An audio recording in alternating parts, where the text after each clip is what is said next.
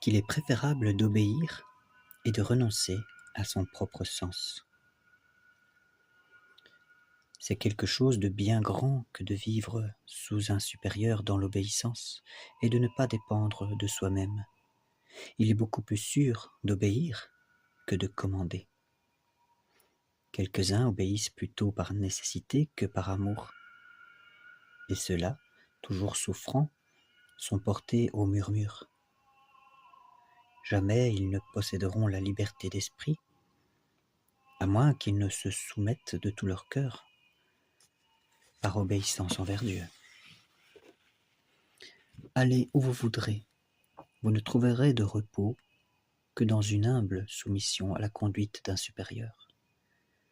Plusieurs, s'imaginant qu'ils seraient meilleurs en d'autres lieux, ont été trompés par cette idée de changement. Il est vrai que chacun aime à suivre son propre sens et a plus d'inclination pour ceux qui pensent comme lui. Mais si Dieu est au milieu de nous, il est quelquefois nécessaire de renoncer à notre sentiment pour le bien de tous et pour la paix. Quel est l'homme si éclairé qu'il sache tout parfaitement?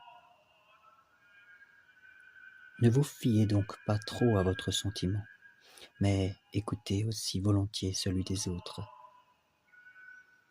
Si votre sentiment est bon, et qu'à cause de Dieu vous l'abandonniez pour en suivre un autre, vous en retirerez plus davantage.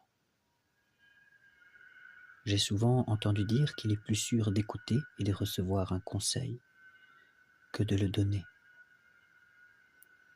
Car il peut arriver que le sentiment de chacun soit bon, c'est vrai, mais ne vouloir pas céder aux autres lorsque l'occasion ou la raison le demande, c'est là la marque d'un esprit superbe, orgueilleux et têtu.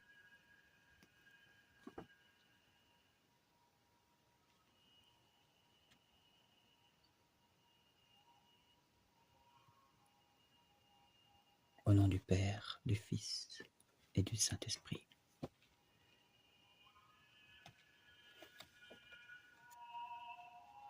Vous retrouverez la suite de la lecture de l'imitation de Jésus-Christ dans la prochaine vidéo.